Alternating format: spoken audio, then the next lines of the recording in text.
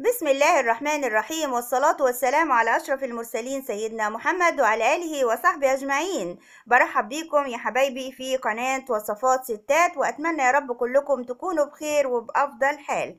فيديو النهاردة عن التوقعات الأسبوعية لجميع الأبراج من يوم السبت الموافق 2 فبراير شباط وحتى الجمعة 8 فبراير شباط 2019. أتمنى لكم أسبوع جميل إن شاء الله. نبدأ ببرج الحمل. مسؤولياتك عديدة هذا الأسبوع، واللقاءات متنوعة وأحيانا كثيفة أو متواصلة، إنما لا تقلق، فالوضع مناسب لإثبات حضورك وقوة نفوذك. أنت على موعد مع مكاسب مادية ومعنوية عديدة وكبيرة. تملك حيوية كبيرة وتتميز عن الآخرين بفكرك وحكمتك. أنت نشيط جدا هذه الفترة وسباق في مجال اختصاصك. اعلم يا عزيزي الحمل أنك الموظف الأقوى والأكثر فعالية للمشاركة في المفاوضات أو لتنظيم ورشة معينة. تتقدم بخطوة كبيرة وتعرف نجاحات متعددة في مختلف المجالات. عاطفيا تمر بأسبوع دقيق، فتتعرض في الأيام الثلاثة الأولى لبعض الإحباط أو الشعور بالضجر، أو لتعثر الحوار مع الحبيب أو أفراد العائلة. بإمكانك وضع حد لتدخلات المتطفلين ومنع محاولات التدخل في العلاقة بينك وبين الشريك. احمي استقرار علاقتك من الخطر، وانظر دائما إلى إيجابيات شخصية حبيبك، وتجنب الجدال، وراجع حظ الشريك لتتفادى أيامه السلبية. لكن من منتصف الأسبوع تتغير الأمور تدريجيا لتصبح جيدا. إذا كنت أعزب أو منفصل، فإن هذه الفترة مناسبة لإيجاد شريك مناسب تكمل معه حياتك كما تتمنى. صحيا تشعر هذا الأسبوع بالرغبة بالاهتمام بحالتك الصحية، مما يجعلك تبتعد عن تناول الوجبات السريعة وتفضيل الخضروات والفواكه والذهاب لصالات الألعاب الرياضية لاستعادة لياقتك البدنية من جديد. برج الثور. مع بداية الأسبوع تناقش قضية عقارية أو لها علاقة بممتلكات مشتركة. قد يشكو المحيط من بلبلة مالية في هذه الأثناء، ويولد بعض الإرباكات على الصعيد المادي. يدعوك هذا الأسبوع إلى التروي وعدم جرح الآخرين بكلامك أو إثارة النقمة حولك. قد تضطر إلى تبرير نفسك أو التوجه إلى الناس لكي تستعيد ثقتهم. تسمع أخبارا تخص بعض الفرقاء والأصدقاء أو الجماعات. يا ثور، قد تضطر لعمل لإنهاء بعض الأعمال أو الأشغال المتراكمة عليك.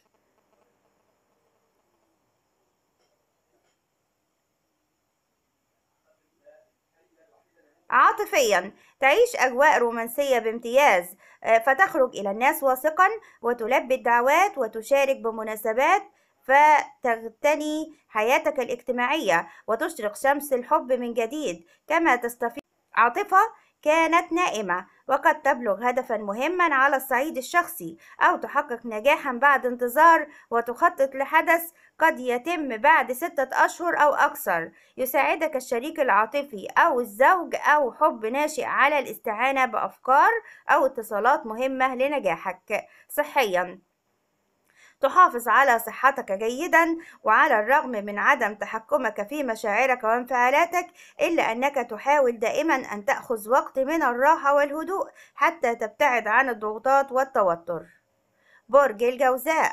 أنت قادر على تحسين وضعك المادي والوصول إلى مرحلة جيدة ومثمرة. تنطلق في مجالات جديدة ويلمع نجمك وتضيء سماءك وتبرز في محيطك. إنه أسبوع مناسب للتحرك الواسع. هناك بوادر إيجابية كثيرة، خاصة مع انتقال الشمس إلى برج الدلو الصديق. عليك أن تتحرك بسرعة حالما تتأكد من المعطيات.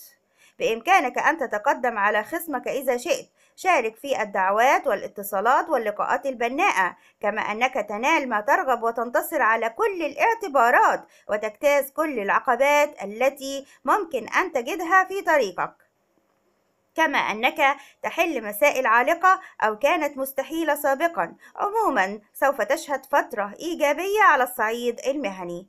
عاطفيا، قد تسوء العلاقة مع بعض المقربين في هذا الأسبوع، تبدو متطلبا سائرا بسبب موجات الغيرة والهواجس التي تسيطر عليك. قد تتعرف إلى شريك إذا كنت خاليا أو منفصلا، على الرغم من بعض الإزعاجات الصغيرة المحتملة التي يتسبب بها أطراف آخرون. مطلوب منك الرقة والهدوء والتعامل بلطف وتعاطف. قد يكون الشريك بحاجة إليك أكثر مما أنت بحاجة إليه، لذلك عليك تبسيط الأمور وشرحها بطريقة حكيمة وقوية. صحيا، على مواليد برج الجوزاء وضع حياتهم الصحية في المقدمة، فهم يروا أنهم من الأشخاص التي أهملت كثيرا في حياتها الصحية، ويجب عليهم تجنب ذلك في الأيام القادمة. برج السرطان، ستسير أعمالك بانسياب تام، وستدعمك الحظوظ لتحقق أهدافك، وها أنت تبدأ فترة جديدة حافلة بالتطلعات والآمال. ساعد حظك قليلا ولاحق أعمالك بانتظام. لن يخيب أملك في هذه الأجواء التي تحمل طاقة مناسبة للانطلاق بتنفيذ الأعمال ولبدء ورشات العمل، كما أنه أسبوع جيد لاتخاذ قرارات حاسمة. ومن الأفضل في هذه الحالة اتخاذ أي قرار مهم، إن الظروف مشجعة على تبادل المعلومات وعلى تنشيط الاتصالات على أنواعها. إن باب التواصل مع الآخرين مفتوح حاليا، وهو سيكون الوسيلة المثلى لبدء صفحة سنوية جديدة. عاطفيا، تعيش أسبوعا من العسل إذا كنت متزوجا، أما إذا سافرت إلى مكان بعيد فقد تلتقي الحب فجأة، في حين تجد حلولا لبعض المشاكل إذا عانيت منها في السابق. تعرف مغازلات رائعة ولو لم تؤدي إلى روابط جدية، وأوقاتا لا تنسى من الحوارات الحلوة والتقارب العذب. فقد يحمل هذا الأسبوع مفاجأة أو انعطافا مهما، ويشكل مفترق طريق للكثيرين. إذا خذ المبادرة واستفسر عما يجول في خاطره. الوقت مناسب جدا للوقوف إلى جانب الحبيب، فلا تتردد. صحيا، على مواليد برج السرطان الحفاظ على حياتهم الصحية من الأمراض المعدية، فهم لا ينتبهوا إلى كثير من التفاصيل التي قد تؤذيهم. برج الأسد، تبدو مندفعا جدا خلال هذا الأسبوع المليء بالمستجدات والمفاجآت. تتزاحم الأفكار في رأسك، فلا تعرف في بعض الأحيان من أين تبدأ. لست مولود الأسد الهادئ الذي نعرفه، بل شخص آخر يتصرف بسرعة البرق ويذهب في كل الاتجاهات، حتى إنه يرتكب في بعض الأحيان الهفوات. إلا أن الفلك يشجعك يا عزيزي على القيام بالمبادرات المطلوبة والمساعي الحميدة والمشاركة في مفاوضات مهمة. إن ما يميزك هو حرصك على خلق الظروف المناسبة لك، لا على التكيف مع أخرى لا ترضيك. ينصحك الفلك بإحراز التغيير، لأن التطور السريع الذي ستحرزه قد يذهل الجميع. عاطفيا، يحافظ الحب على بريقه هذا الأسبوع، فتتابع في الأسبوع الماضي، وقد تستفيد من ظروف استثنائية للقيام بخطوة جديدة أو للقاء حبيب. أما إذا كنت أعزب أو منفصل فقد تتلقى على علامات الإعجاب والحب وتبدو مزهوا بنفسك، إذ أنها الفترة الأفضل عاطفيا وقد تحمل إليك الوعود. صحيا، على مواليد برج الأسد الحفاظ على حياتهم الصحية من الأمراض الموسمية، وذلك بممارسة الرياضة واتخاذ التدابير اللازمة. برج العذراء، يساندك الحظ في أسبوع يحمل إليك الصدف الجميلة واللقاءات التي تغني مشاريعك، فتركز على أهدافك بصورة مميزة وتعمل بدون توقف، مستفيدا من بعض الظروف السانحة والعروض المميزة التي قد تفتح أمامك بعض الأبواب. لكن ابتداء من يوم الأحد ظهرا تتبدل الظروف، مما يجعل الأجواء غير مناسبة وغير مواتية أبدا، لأن بعض المواليد قد يواجهون مشكلة تتعلق بضريبة أو بدين أو بدعوى قانونية، إلا أنهم يخرجون منتصرين في نهاية الأسبوع ويضيفون سرجهم السابقة وقراراتهم الحكيمة في الوقت المناسب.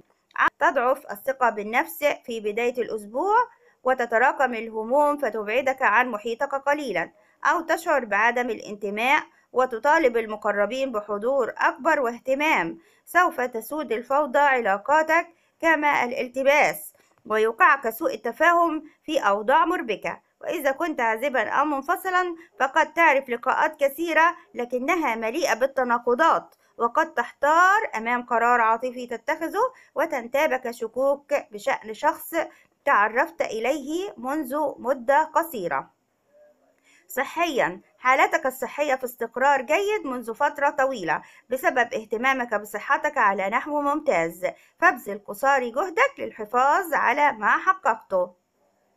برج الميزان، تحقق هذا الأسبوع أحلامك، وقد تتوصل إلى إنجاز مشروع مهم أو إلى تحسين أوضاعك المالية. تحقق الأرباح، وقد توقع على عقد غير منتظر أو تقوم بعملية مالية مثمرة أو تضاعف عائداتك بقيامك بعمل جيد تسيطر على الأوضاع وتتغلب على المصاعب الصغيرة. قد يحملك طارئ ما إلى سفر قصير وسريع يزرع الفرحة في قلبك. إذا كنت تعمل في مجال الأعمال والتجارة فقد تعرف مبيعات جيدة وترويجا مهما وحسن التعاطي مع وسائل الإعلام التي تكون فاعلة في نشر منتوجاتك. عاطفيا، تبدو شغوفا متحمسا لعلاقات سطحية ومغازلات عابرة، فتلبي الدعوات فرحا سعيدا وتستفيد من بعض الفرص الذهبية لكي تحتفل مع الأصدقاء بمناسبات متنوعة وتنتقل من علاقة إلى علاقة مرحا ومتقنا فن الإغواء. تعرف مغامرات حلوة وأوقاتا سعيدة وتتلقى أخبارا طيبة تزيدك إشراقا ورونقا. يسود التفاهم في المحيط الاجتماعي والشخصي، فتعقد صلات مع أشخاص غير تقليديين أو تزور أماكن للمرة الأولى. صحيا، تحاول أن تتجنب الإصابة بالتعب وتلتزم بنظام غذائي صحي وبممارسة الرياضة، كما تبتعد عن الضغوطات وتحب دائما أن تأخذ وقت من الراحة. برج العقرب، إنه أسبوع العمل يعطيك نتائج مذهلة إذا قمت بالمساعي اللازمة وأديت واجباتك بدون تقاعس. أما إذا انتظرت النعم تسقط عليك من السماء فقد تخيبك النتائج. الفلك يساعدك في كل مساعيك وأهدافك الشخصية والمالية والاجتماعية والمهنية وغيرها.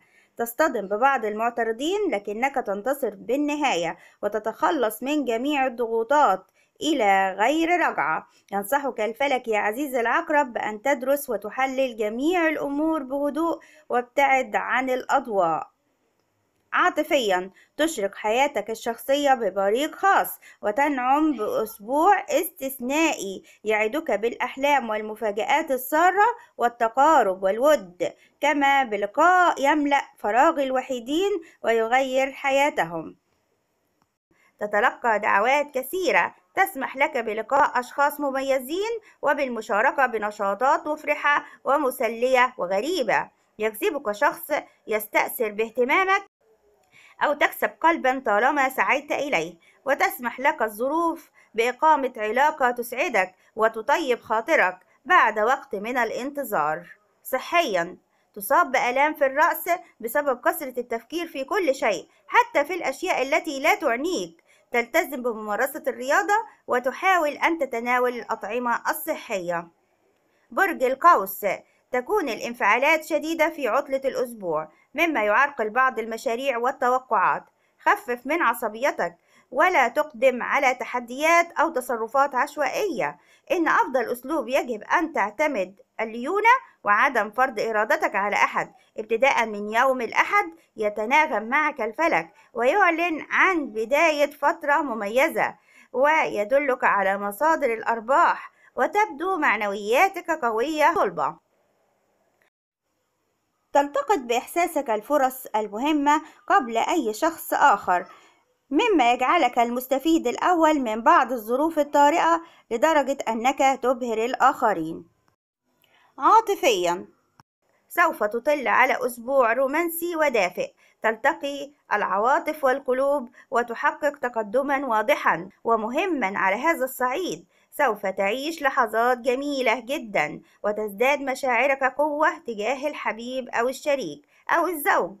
إن الجو العام لطيف ودافئ ويسمح بالتالي لتطوير العلاقة مهما كان مستواها ووضعها الحالي. سيسهل عليك التفاهم وتبادل الآراء بصراحة وشفافية، فتتبلور الصورة وتظهر الحقيقة.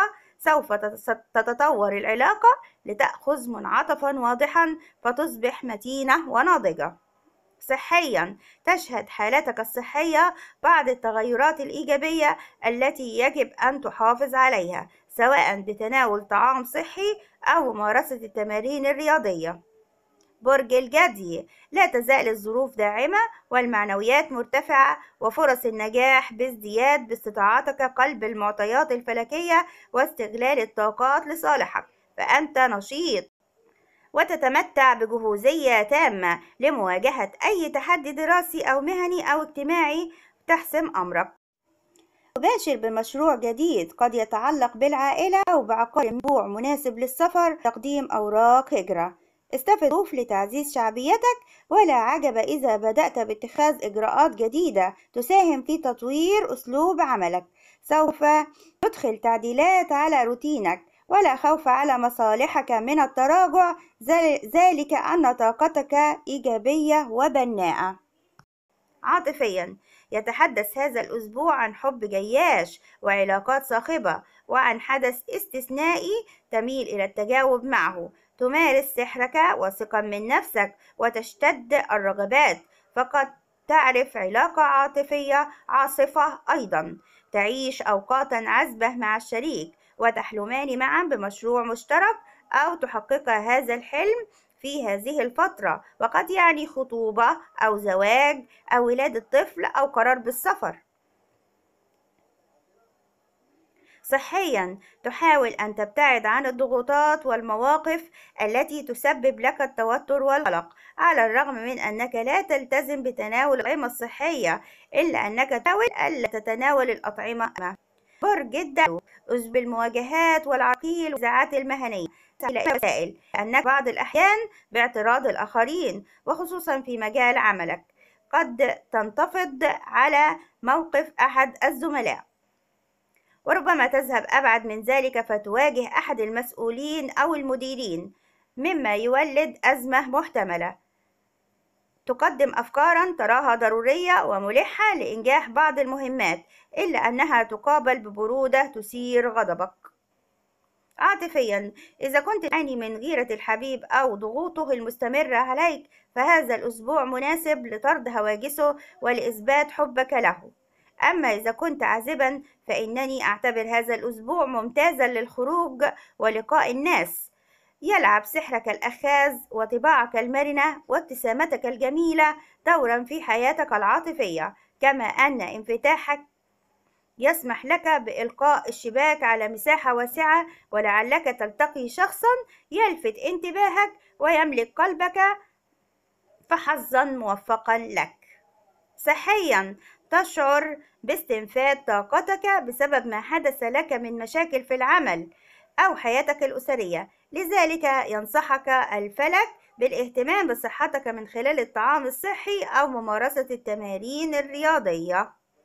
برج الحوت، تواصل صعودك وتجد نفسك أمام أسبوع بناء يحالفك خلاله الحظ لكي تنجح عملياتك المالية ومبادراتك ومشاريعك الجديدة، فكل جهد تقوم به سوف يتكلل بالنجاح، شرط ألا تضيع الفرص فتباشر بتنفيذ بدون انتظار، تبعيدا بتحول مسار الأمور.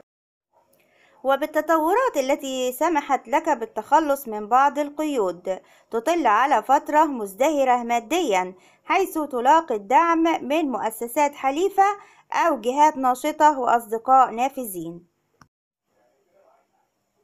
عاطفيا، تكون الظروف مواتية فتنتعش العواطف وتزداد الرومانسية. إنه أسبوع ناجح جدا، إذ أن قدرتك على التعبير وفصاحتك المذهلة تتيحان تذليل الحواجز والعقبات وتقريب وجهات النظر.